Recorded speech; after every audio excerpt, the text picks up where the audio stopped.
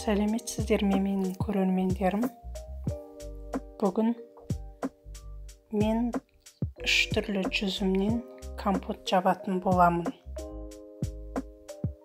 Егер де бақшаларыңызда жүзім болатын болса, осы әдіспен жауып көріңіздер.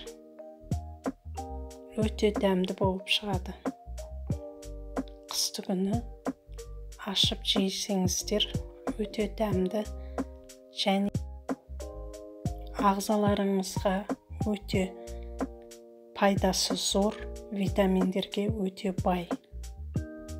Жасап көріңіздер.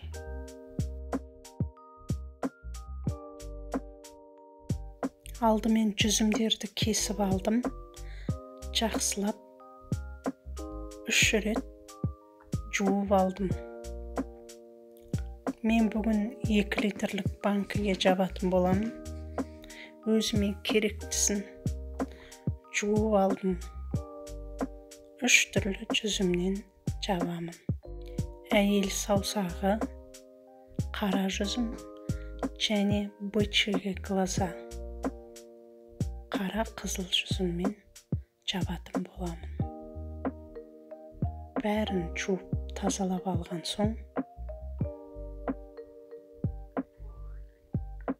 солған, жарылған жүзімдерді алып тазалап тастаймын.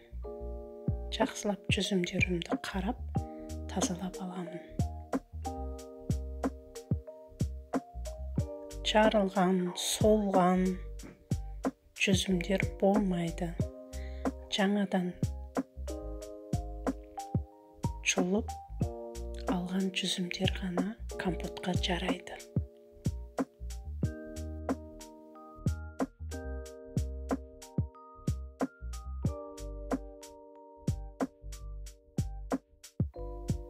Тазалап алғаннан кейін тағы да 1 рет жақсылап сумен жуып алдым.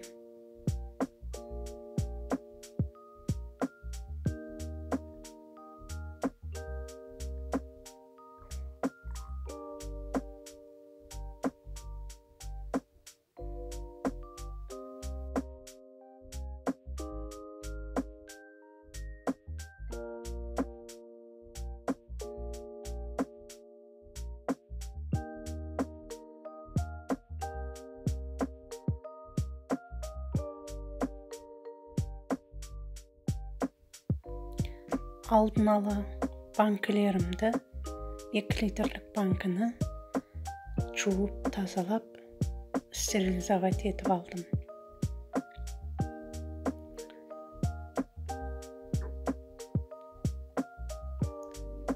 Мына банкілерімді дайындап алдым.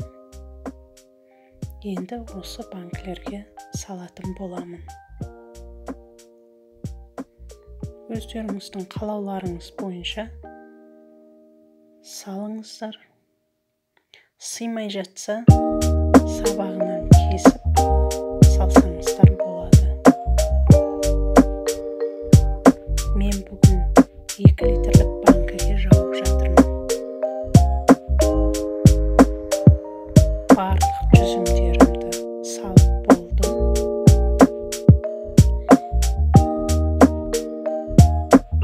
Суымды қайнатып жатырмын. Сол қатты қайнап тұрған суды құятын боламын.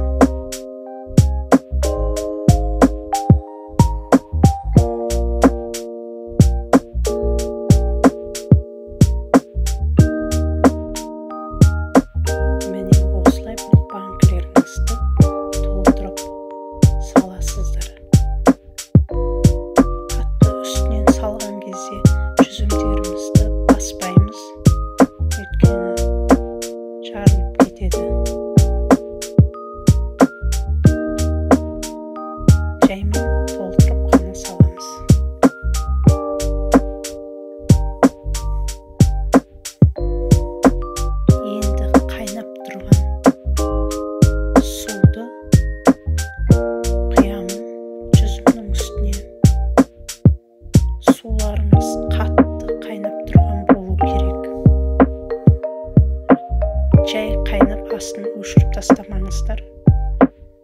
Газдарыңыздың асты, оттарыңыздың асты өшпеу керек, суыңыз қатты қайнап тұрған болу керек. Міне осылай банкіңізді толтырасыз. Қақпағын жаптым. Барлық банкілерімді өстіп толтырып аламын.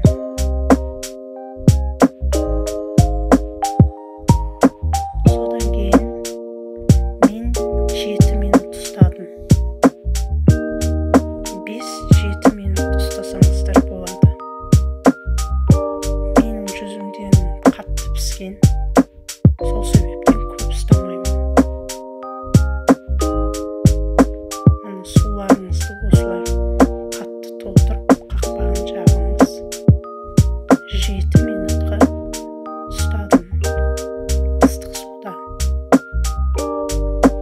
Өйткені микробтар өлу керек. Енді 7 минуттан кейін суымды төгіп тастадым.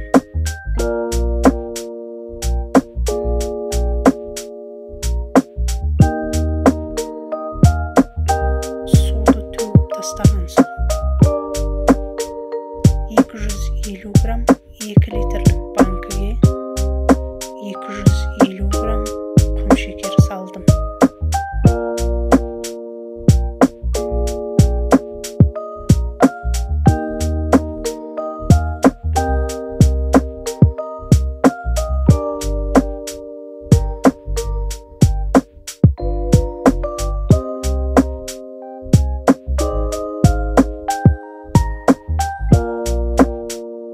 Келесі банкіге де 250 грамм құм шекер салдым.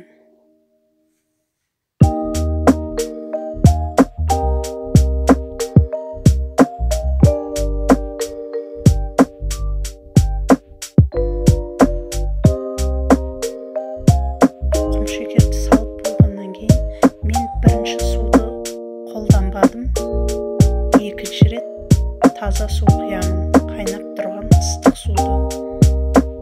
Бірінші суды төгіп тастадым. Егер өздеріңіз қалауларыңыз білесіздер, бірінші суды қайта қайнатып құям десеңіздер, өз еріктеріңізде. Мен ол суды құймадым.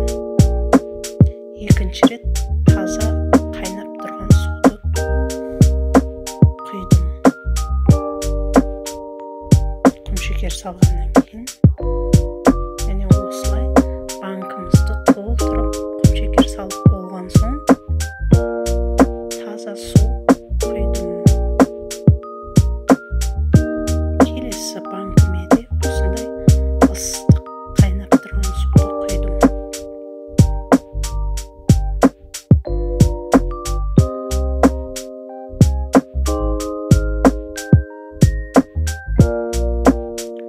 Банкілеріңіз толғанша осылай толтырып құясыздар суды. Қақпағын жауып, енді закрывашкамен қақпағын жақсылап жабамын.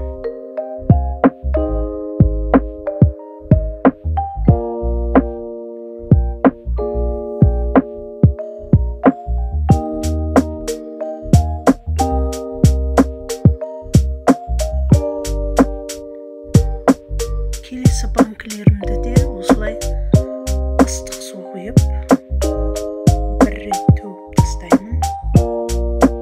7 минут ұстап.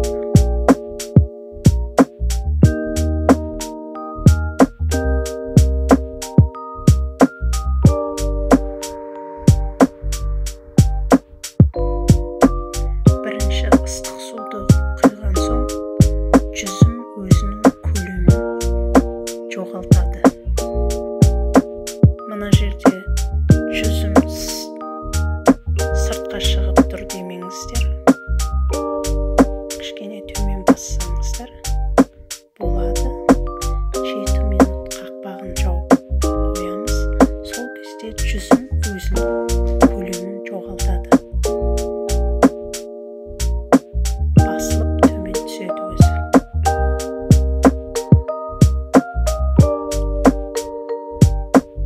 Келесі банкіге de 250 gram kum şeker saldım.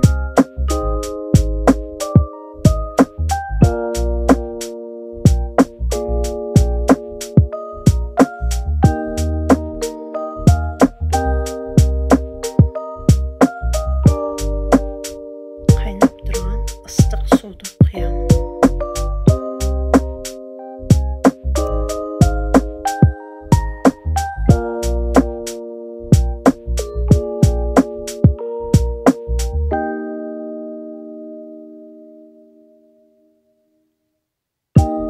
Жақсылап толтырып, ыстық суды құйып алдым. Мені қарап тұрғандарыңыздай, бірінші суын төгіп тастаған кезде жүзім өзінің көлемін жоғалтты, төмен түсті.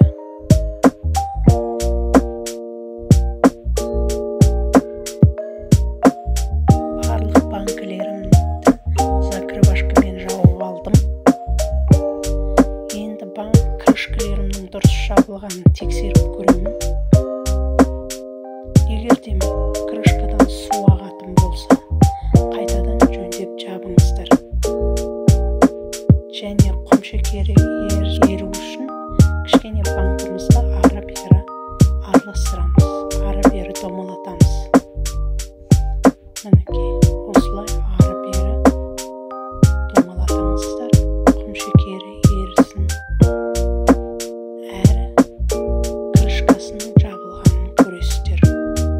Крышкасынан су тамшылап тұрған жоқ па, соны байқайтын боласыздар.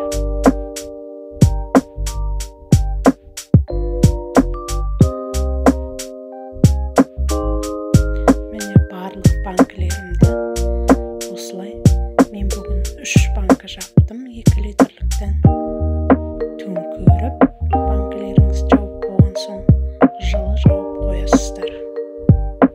Бір суткадан кейін ол компоттарыңыздың түсі өзгереді. Тұра